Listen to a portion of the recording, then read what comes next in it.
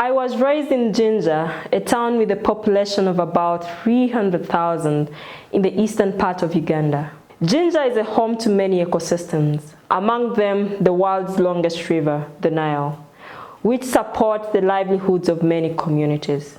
Just like these communities, my family too highly depends on these ecosystems and farming as the main source of income. My father yields more from farming than his salary as a primary school teacher.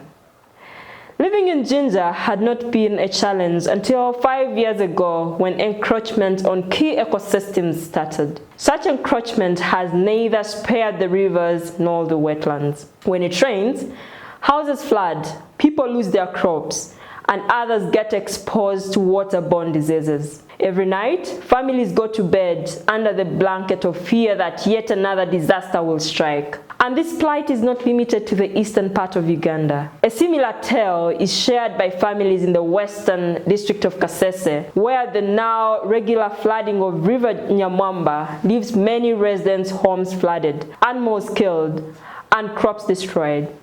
My last visit to Kasese left me utterly broken. Families, now climate refugees, have been forced to move to campsites for shelter and, where possible, a fresh start to life.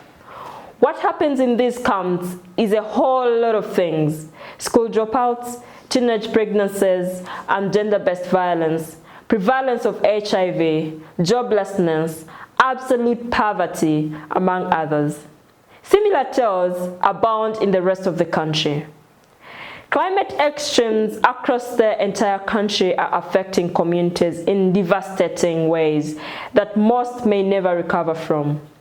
What is even more worrying, the climate crisis disproportionately affects marginalized and indigenous communities that highly depend on the environment for their day-to-day livelihood. Ladies and gentlemen, fellows of the Leo Africa Institute Network, climate change is the crisis of our time. Left unattended to, communities will be torn apart as this crisis intensifies and humanity fights for the few available resources. In the wake of such a crisis, we need to commit to promoting climate resilient communities. This year I was given an opportunity to once again be part of the UN Climate Summit in Glasgow. My going for COP26 conference was to represent the voices of many local communities back home, across Uganda and the continent. Communities that need to adapt to a changing climate and recover from losses incurred as a result of the same.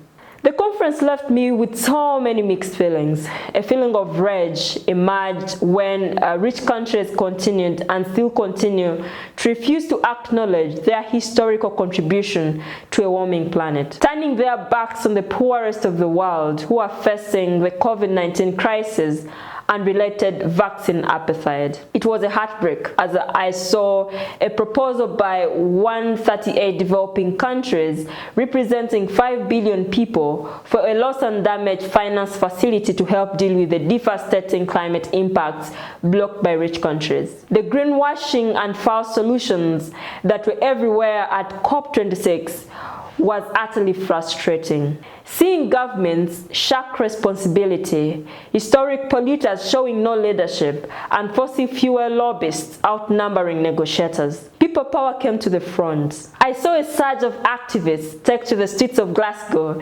young people representing vulnerable communities on the front lines of the climate crisis led the wave to save their homes and the way of life. It was inspiring. But COP takes place only 2 out of the 52 weeks in a year. Yet despite another disappointing COP summit, I do still feel hopeful.